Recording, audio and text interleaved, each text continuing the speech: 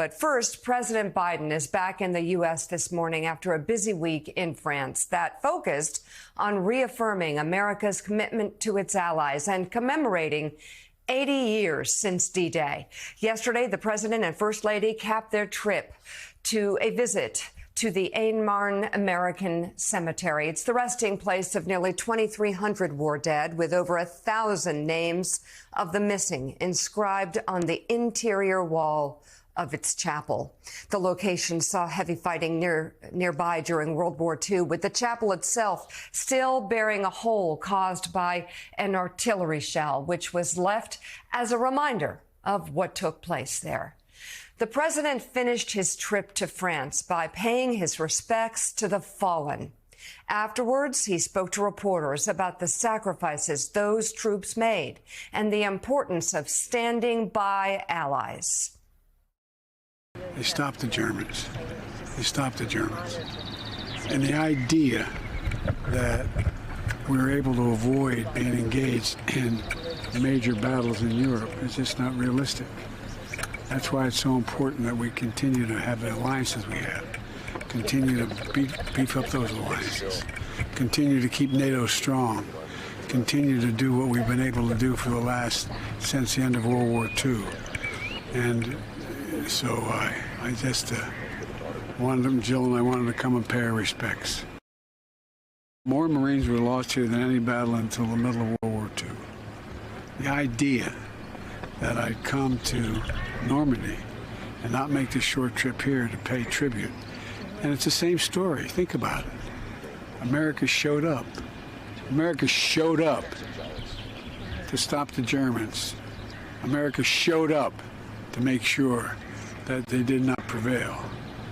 And America showed. Mr. President, what do you hope Americans take away from you coming on this trip? The knowledge that the best way to avoid these kinds of battles in the future is to stay strong with our allies. Do not break. Do not break. So while President Biden was saluting our veterans over the weekend, attending dinners with important allies and doing a speech on the world stage, Donald Trump was delivering a campaign speech in Vegas. In sweltering heat yesterday, Trump dealt with teleprompter issues throughout the afternoon, causing him to go off script. He just came up. Are the teleprompters not working, sir? Not even a little bit. Great job. And then I don't pay the company that does it, right? And then I end up with a story Trump doesn't pay. I don't pay contractors that do a job. And that's a job. That's a job. This is the worst border in the history of the world. There's never been, no third world country has a border like that. And no third, I'll tell you what, and I hope the military revolts at the voting booth. I went to a boat company in South Carolina. The boat, I said, how is it? He said, it's a problem, sir. They want us to make all electric boats.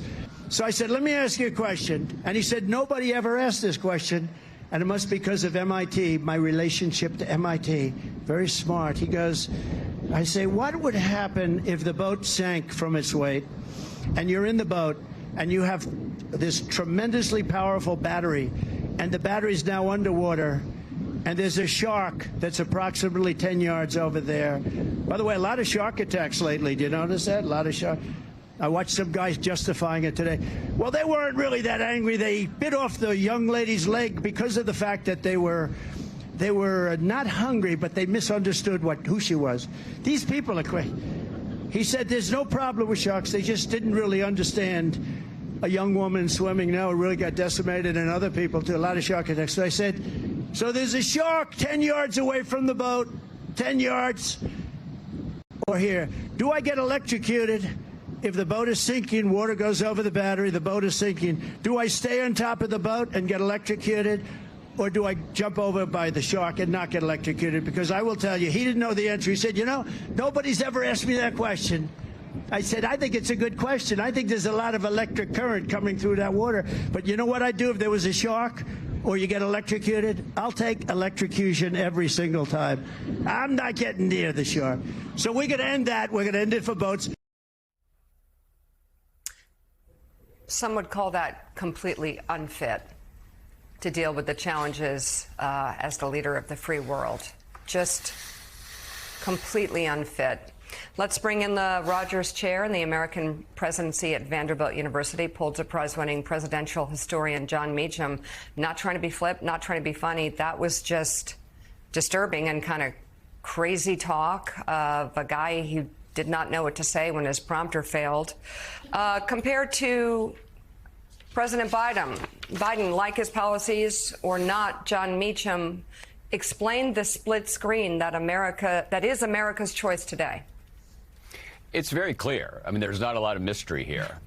We have a president who is trying to maintain and strengthen a post-World War II order that, for all of its imperfections, has prevailed in a largely peaceable way since those men took the beaches at Normandy and went to Berlin, prevailed in the Pacific.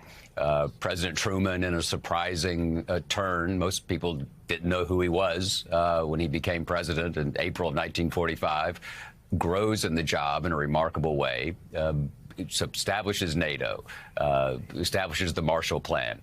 And here's a branding question. Harry Truman told George Marshall reportedly that if he called it the Truman Plan, nobody would support it. So they should call it the Marshall Plan. There was a kind of humility there, a kind of a sense that you had to put the good of the country above your personal good.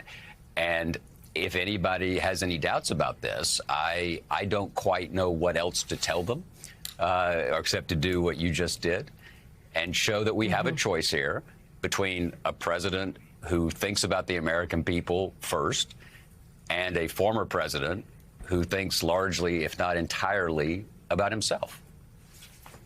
So that's, Katty Kay, kind of the concern here in the United States is there is so much material to work with over the weekend between these two choices. One on the right who promises to be a dictator, who promises to exact retribution on anybody who made him angry or held him accountable. And one on the left who, again, you may not agree with his policies and his legislation, even though he has accomplished more than most modern, if not all modern American presidents. He endorses democracy. He agrees with democracy. He wants to preserve our democracy. There's the choice. We've heard it a million times. And yet, Katty, and I have to say it because a lot of people are influenced by what they watch on Fox News, and I watch the Sunday shows. And there's all this material. There's this craven speech in Nevada in the sweltering heat where he flippantly talks about a woman who lost her leg in a shark attack, and he makes it fodder for his speech.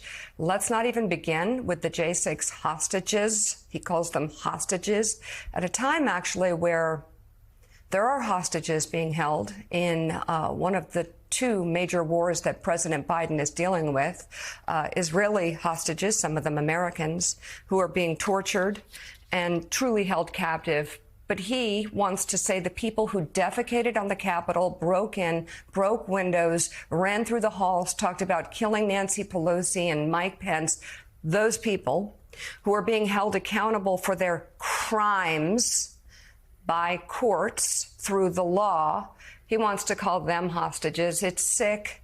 It's depraved. I don't need to say, some say it is. It is depraved. And yet on Fox News, I watched a segment about whether or not Trump would be a dictator. And after running a number of sound bites of people concerned about things he has said, because he promises to do things that are like acts committed by a dictator, or even says he will be one. And then some person on the right who says there's no proof he ever said it, he didn't say it. Then a soundbite of Sean Hannity asking him, would you be a dictator? And Trump not answering the question. And then the host saying, there, it's settled. He's not going to be a dictator. We'll be right back. I have to say it because so many people are influenced by what they watch on Fox News. And they're not giving a clear picture. Yet moving forward Is it not clear, the picture? Am I crazy? Because I have eyes and I see one person who doesn't seem at all sane, who loves dictators and wants to be one, and another who's getting a little older, but quite frankly, doing quite well on the world stage under pretty tough circumstances, answering questions on his own with no teleprompter and sounding just fine. Thank you. Yeah, I mean, look, this weekend was exactly what the Biden team want. And by the way, congratulations on getting a balanced news diet. I think it is, in this tribal, polarized world, it actually is probably beneficial for everybody to get some kind of balanced news diet so that we start knowing what other people are hearing when it comes to the news context. But I think you're right, Mika. It gives us, it's very easy if we all just only watch one source of news, or the source of news that falls with our own political beliefs. That is when you might get taken by surprise in an election when you don't win it, and you think, oh my God, but I was hearing all of this stuff, and that applies both to liberals and conservatives. So it really is a public service announcement. Make sure that you get a balanced news diet. But this is what the Biden campaign wants. They want more of what we saw this weekend. All of that material that you're talking about, that we played those clips from.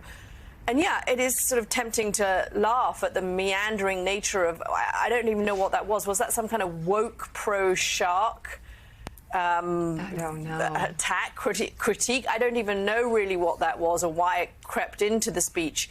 But it's what the Biden campaign feels, in a way, that the race has been frozen during the course of the trial, right? It was put on pause almost because Donald Trump was tied up in a courtroom. Now Donald Trump will be back, and the Biden campaign sees this as advantageous to them because the American public will see this. Now, it'd be interesting to see how those clips about the shark, about especially that line about "I don't care about you, I just want your vote," how that is played on news outlets that are sympathetic to Donald Trump. Does it get any airtime? And if it does, nope. Is it just kind of dismissed as, well, that's the kind of thing he says, you mustn't take him too seriously? It's hard to know what breaks through in this incredibly siloed news world that we all live in. It is very hard to know what breaks through, but the Biden team thinks the best chance they have is making this a referendum on Donald Trump. So the more Donald Trump is out there, the more he is saying things, that they think the choice becomes more stark.